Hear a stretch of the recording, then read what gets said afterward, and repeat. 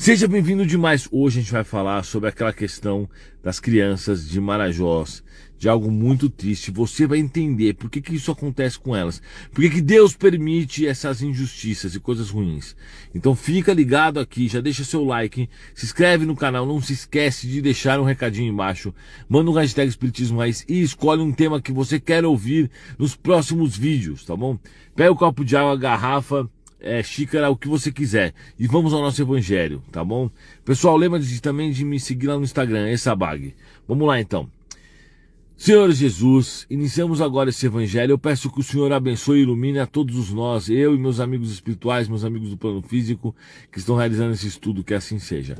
Pessoal, para quem não sabe, existe uma ilha lá no Pará, né, de Marajós, que é chamada assim, que são várias ilhas na realidade, onde acontece algo terrível, que sempre aconteceu, mas só agora está sendo divulgado, porque uma cantora de lá fez uma música, e nessa música ela falava sobre isso, que é a prostituição infantil, que é algo assim, é surreal, é muito triste de se ver e ouvir, porque os pais vendem as crianças de 8, 9, 10 anos por R$2,50, por 3, por R$5. É algo horrível, é algo absurdo, né? Isso acontece sim no nosso país, né? E antes de tudo, né, a gente tem que falar o seguinte: as autoridades precisam se mexer e fazer algo.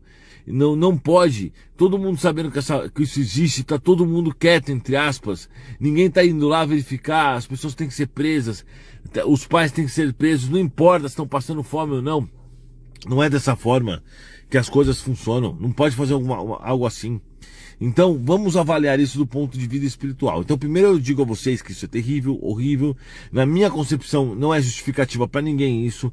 Na minha concepção, aqueles que fizeram isso, tantos que foram lá procurar as crianças, como aqueles que venderam, todos esses deveriam apodrecer na cadeia. Todos.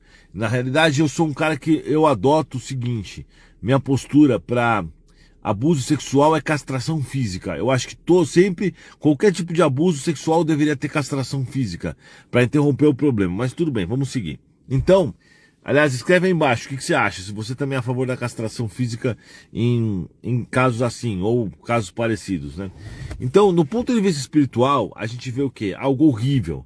É equivalente ao umbral, é um inferno na terra. Um local que permite que esse tipo de situação aconteça é assim, dos piores no planeta Terra, dos piores, porque imaginam os espíritos que lá se encontram, são os espíritos das trevas realmente. E por que Deus permite que isto aconteça? Vamos imaginar o seguinte: um cara que está indo lá, um gringo que seja ou não, vai pagar e vai pegar uma criança, são crianças, são crianças, e vai abusar sexualmente da criança. Qual que é a melhor penalidade para ele? O que seria justo para que ele passasse? O que seria justo para aquele que vai lá e abusa da mulher? O que seria justo para aquele cara que vai lá e força uma mulher a fazer algo com ele? O que seria justo? O justo é que ele passe pelo mesmo. Então, o Espiritismo fala isso, tá?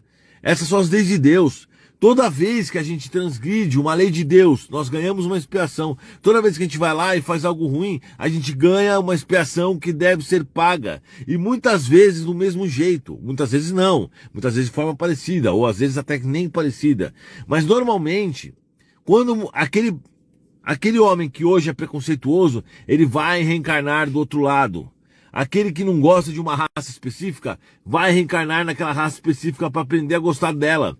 Normalmente é assim que as coisas funcionam. A gente, quando comete a falha, tem que pagar por ela. Então, Deus faz o quê? Bom, você não foi preconceituoso, você não cometeu esses crimes, você não fez isso, agora você vai passar pelas mesmas coisas. Você vai passar igualzinho, para passar pelo mesmo que você fez as outras pessoas passarem.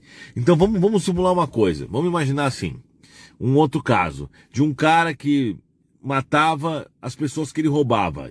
Esse é um caso real, que está até num livro. Ele desencarna, né, e vai para o outro lado. Primeiro, lá no umbral, ele começa a passar anos, tendo pesadelos. E nos pesadelos dele, ele vê exatamente os crimes que ele cometeu. Só que não é no ponto de vista dele. Não. É no ponto de vista da vítima. Ele sente todos os sentimentos que aquelas vítimas sentiram. Ele sente o medo, ele sente o temor, ele sente o desespero das vítimas. Então ele fica lá, se eu não me engano, uns 30 anos, num looping infinito, sentindo todo aquele sentimento que ele fez as vítimas passarem. Aí quando ele acorda e volta e se restabelece, ele fica um pouco melhor e ele vai reencarnar. E ao reencarnar, ele vai passar por problemas parecidos com o que eles fizeram, com o que ele fez as pessoas passarem. Então Deus é muito justo. Então quando a gente vê algo assim, óbvio, o que é nossa obrigação? É fazer o possível para impedir isso. É fazer o possível para denunciar. Eu já denunciei muitos casos assim, porque eu dava ajuda nas escolas. Então era assim, eu chegava na escola e falava, o que tá faltando? A diretora falava, tá faltando uniforme, tá faltando micro-ondas na cozinha, tá faltando não sei o que, escola pública, né? E eu comprava essas coisas. E muitas vezes a diretora me falava assim, olha, Eduardo, tá acontecendo tal coisa com aquele aluno, tal aluno tá sendo abusado. O que eu ia? Eu ia no Ministério Público, eu pegava um advogado. Naquela época, eu não era espírita ainda, então eu era um pouco mais diferente. Então, uma vez eu bati num cara, eu fazia isso mesmo. Porque era um absurdo as coisas que aconteciam. É engraçado assim, as pessoas estão de cara agora com esse negócio dele de Marajás, e tá certo, de Marajós, tá certo, tem que ficar de cara, mas isso acontece muito, mas muito nos locais. Se você começar a procurar por aí, você vai encontrar pessoas, tipo, vou dar esse exemplo dessa menina em específico. A diretora descobriu, porque a menina contou, ela foi lá no Ministério Público, e falou que o tio dela estava abusando dela. O tio dela, preste atenção. Aí o Ministério Público foi lá, conselho tutelar na casa deles e tudo mais. Sabe o que aconteceu? A mãe desta criança, a mãe, que é um capeta, foi lá brigar com a diretora porque a diretora falou a verdade. Então olhem só, o tio abusava e a mãe passava pano. Então vejam a situação horrível que essas pessoas passam, né? A quantidade de maldade que uma pessoa assim tem que ter. E nosso papel é denunciar e tudo mais. Então sempre que eu posso, eu denuncio, eu vou, falo com o Ministério Público, falo com o juizado, falo com o Conselho Tutelar, eu vou lá, pago advogado se for preciso. Eu já ferrei um monte desses caras e graças a Deus não me arrependo nem um pouco disso, né? E infelizmente isso acontece. Então não seja omisso. Primeiro papo aqui nosso. Não seja omisso. Se você sabe de alguma coisa assim, denuncia, tá? Porque se você for omisso e você... Quer dizer, quando você morrer, você vai pagar por essa sua omissão. Se você sabe que Joãozinho abusa da Mariazinha e você não faz nada, não fala nada pra ninguém, você está sendo cúmplice nesse crime. E ao desencarnar, você terá expiações por causa disso. Para fazer o mal, basta não fazer o bem. E nós não devemos deixar que o mal se propague. Então tem esse ponto. Mas tirando esse ponto, vamos dizer que mesmo que você faça o que for possível, essas coisas ainda vão acontecer. E quando isso acontece... Quando Deus permite que isso ocorra, é o acerto de contas. Eu sei que é horrível falar assim, eu sei que às vezes parece meio frio, mas não é frio. Eu sou um cara que me preocupa muito com isso, tá? Eu sempre tento passar a melhor mensagem possível para as pessoas, porque eu sei que eu tenho relativo alcance, eu sei que as pessoas vão refletir no que eu falo, então eu sempre me preparo para passar a melhor mensagem que vai caber melhor na vida das pessoas e que vai fazer com que elas encontrem o que elas precisam, né? Mas assim, de fato, Deus está permitindo isso por conta das expiações. Mas é claro que a gente nunca pode permitir que isso aconteça. A gente não é Deus para decidir quem vai passar por expiação. A gente não pode pensar assim, eu não vou ajudar esse cara porque ele está passando por expiação. Não, a gente não pode pensar desse jeito, não pode. Agora, para finalizar, tem uma questão que vocês sempre me perguntam. Pô, Eduardo, mas se o A matou o B, aí o B foi morto pelo C, o C foi morto pelo D, então não acaba nunca a expiação? Não acaba nunca mesmo.